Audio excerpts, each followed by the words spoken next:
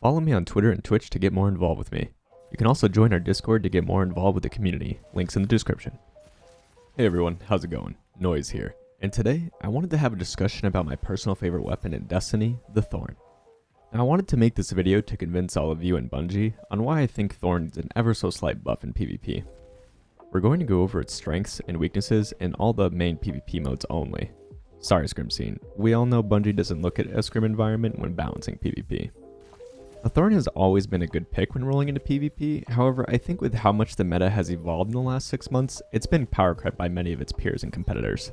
Starting off with the stats of Thorn against our other exotic hand cannons, it is last in range with a stat of 49, starting damage fall off after 29 meters and 3 tapping up to 31 meters on Guardians, 8 resilience or less.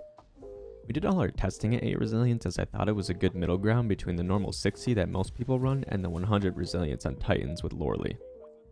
Ace of Spades has a massive range stat of 85, with fall off starting at 34.5 meters and 35.5 meters with Memento Mori active. Xur's Hawkmoon that everyone should have picked up can 3-tap up to 36.5 meters. Sunshot, with the Catalyst, can 3-tap up to 33 meters. Malfeasance can 2-head, 2-body at 29.5 meters with a range stat lower than Thorn. Granted, its TTK is slightly slower at 1 second. Lumina, Thorn's counterpart, can 3-tap up to 32.5 meters before Blessing of the Sky. And I didn't test Sturm because I don't have the Catalyst, but Sturm's range with the Catalyst is insane. Now those are just the exotic hand cannons. When we start to look at the legendary hand cannons, it starts to get a little bit more crazy. Max range crafted Austringer starts damage fall off at 35.5 meters. Max range Cantata starts at 36.2 meters, max range Adept Palindrome 37.4 meters, Time Lost Fatebringer 33.5 meters. Adept Ignis, with a stability stat of 65, has 37.77 meters of range. I'm also going to give a special shout out to a specific role in Shayura's Wrath. With Hammerforged, Accurized, and Range Masterwork, before killing Wind and Kill Clip, it can reach 26.4 meters with a TTK of 0.8 seconds. That gives Thorn less than 3 meters to outrange a Shayura's, and I don't know about you, but a Peacekeeper's Titan with Shayura's can close the gap before I can think if I'm 2.5 meters outside of their range. Sorry, bit of a tangent there on range. Can you tell yet what I'm leaning towards for the buff? Anyway, moving on to Thorn's stability stat, it sits at 55, which you'd think isn't too bad given it's higher than both Ace and Sturm. However, Thorn's gun model, mixed with its odd recoil pattern, makes it feel much lower, especially with the changes to stability being tied to how much flinch you take. Once again, every legendary hand cannon having much more stability than Thorn. You can see how power creep is coming into play here. Somewhere Thorn actually excels at is its handling stat being a whopping 85.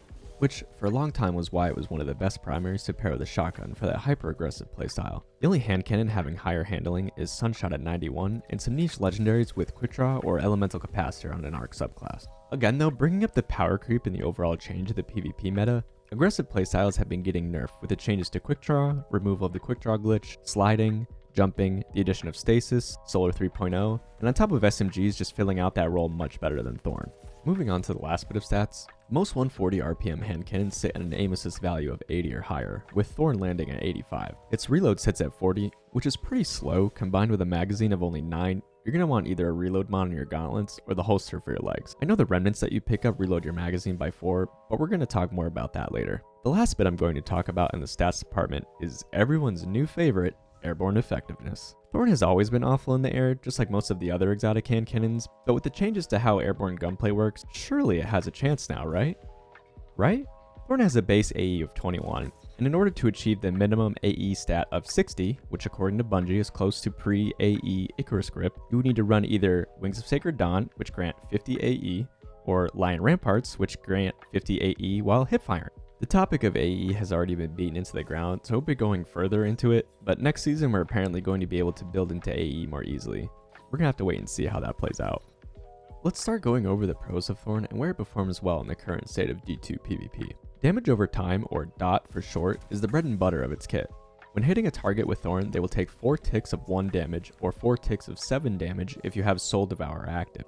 Not only does the DOT provide brief information on where your target is moving, but it keeps the target from recovering health and shields a bit longer. The dock can provide that brief extra second of stopping a res and elimination game modes like trials, and providing the same benefit when an opponent tries to pick up heavy ammo. Thorn is one of the only hand cannons at its base value that allows you to 2-head 1 Bardy Guardians if they're at 5 resilience or less. On top of that, when Soul Devourer is active, you can 2-tap Guardians at 5 resilience or less. As mentioned earlier, Thorn has a very high handling stat, which makes it feel very snappy for that aggressive run and gun gameplay style. I also wanted to mention that Thorn has very good hipfire accuracy, and I can't exactly pinpoint why that is, but my theory is the actual hurt boxes of its bullets must be how large the actual bullets themselves are. They're literal giant Thorn. Generally, hip firing with a hand cannon isn't great, but in Thorn's case, if you have someone rushing you and that FOV change from ADSing is too jarring for you to land your shots, you can land 2 hip fire shots and follow up with a melee for the kill. Moving over to the game modes and map section, I believe Thorn's best game modes are 6v6 variants. No surprise there, as there are more targets on the field to take advantage of Soul Devourer.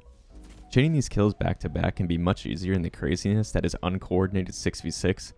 However, going out of my way to pick up remnants in the current meta in 6v6 I found has cost me my life more often than not, as there always seems to be someone ready to counter my bad positioning. This is especially apparent in 3v3 modes like Trials of Osiris, where your teamwork and positioning are key in order to make it to the lighthouse. Any coordinated team is going to call you out when you have Soul Devourer active and play slow while they wait for the perk to run out. In Rumble, I find myself constantly having to run to the next engagement, especially on those bigger maps, and by the time I reach a target, the perk is run dry. In my opinion, its current optimal rate is contested on the high end by its peer hand cannons and punished on the low end by SMGs like Shiura's and Funnel Web. I want to share some examples of common lanes or hotspots where engagements occur to give examples of what I mean. I didn't bother showcasing every map because 1, that would take far too long, and 2, 80% of the maps we have in D2 are too large for Thorn. I decided on 5 maps that are considered to be good for it: Burnout, Cauldron, Dead Cliffs, Endless Vale, and Javelin 4. Starting with Burnout, this first clip is showcasing an engagement at Pride Rock looking at Center Pillar. This fight takes place around 34 meters using the cover of Pride Rock to your right to peak shot. If you back up here to take the head glitch on stairs, you start dipping into 36 meters way outside Thorn's range. If you decide to move up to your left and you put yourself out of position and are now at the mercy of most SMGs and some well-placed grenades. This next clip shows East Tumbler looking into Center Pillar, which is around 35 meters. Thorn loses that every time. If you move to your right to trap yourself behind one cover, that is easily exploitable with no escape. These next few clips are just showcasing more common hotspots for engagements, and you can see Thorn loses every time. Keep in mind this isn't showcasing peak shots against cover, which pushes these out a bit more. Moving over to Cauldron, looking into B from Gold Room is 33 to 34 meters. Gold Door to Bridge is 34 meters, Bridge to Outside Bones is 34 meters, and Gold Stairs to A Flag being 35 plus. These next few with Dead Cliffs are all 34 meters or farther away, on top of the alternate covers either being bad positioning or SMG territory. All of these maps are considered to be good for Thorn, and yet the areas it can compete in are all contested by other weapons or abilities. This next example with Endless Vale really shows how power creep has hurt Thorn. Let me break it down for you.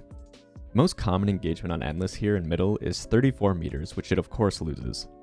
If you were to move up in a cubby and still engage middle, it becomes 28 meters, which is optimal for Thorn.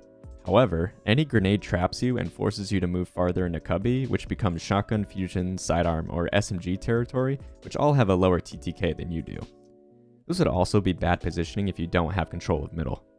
Let's say you do have control of middle, no matter what side you're at, gold box or B platform, you are outranged or out TTK'd. Let's say you're positioned at Vex Gate, dueling B platform.